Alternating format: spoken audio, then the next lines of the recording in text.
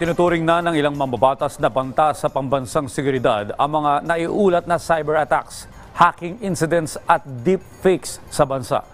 Dahil dyan, nagkasan na rin sila ng pagdinig para matukoy kung paano tuloy ang mawawakasan nito. Si Mela Lesmora sa detalye.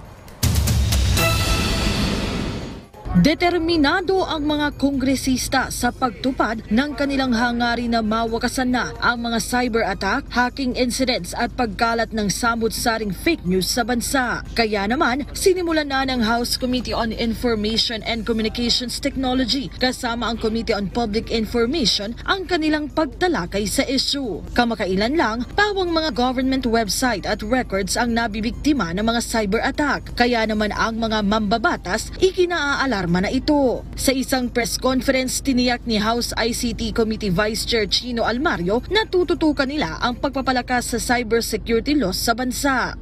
On one hand, we are trying to bolster our cybersecurity here in our very own country. But at the same time, we also have to be cognizant, we have to be aware that cybercrime is everywhere. Ang iba pang kongresista, inalmahan din ang kumalat kamakailan na deepfake audio ni Pangulong Ferdinand R. Marcos Jr. ukol sa umano'y kanyang kautusan sa militar kahit hindi naman totoo. Ang mga ganitong bagay, maituturing na raw na banta sa ating pambansang seguridad, kaya't kailangan na ng agarang aksyon. I would like to call on the National Security Council and all members of our government to take this very seriously, because this is actually sabotage on our president's foreign policy. That's what this is. And well, if there's a need to amend our laws and declare this type of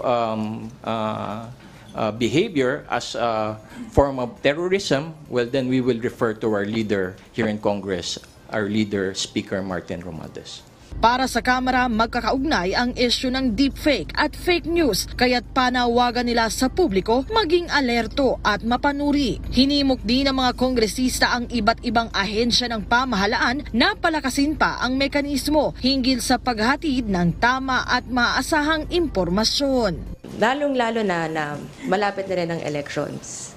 Alam natin, maraming lalabas dyan. Kaya consistent naman po yung House under the leadership of speakers, the leader of the House, no? Na nagsimula tayo sa mga fake news, sa misinformation, disinformation. We have to really stop that. And that's also the essence why we do these press conferences, because the people deserve to know what is true. We also have to establish proper modes of communication where the Filipino people can rely on for correct information. So yung sa amin lang, although social media is a dangerous place in itself, that the people would be aware on what to look for, where to look for the correct information. Ipagpapatuloy ng Kamara ang pagtalakay sa issue hanggat magkaroon ng malinaw na resolusyon dito. Mela Lesmora para sa Pambansang TV sa Bagong Pilipinas.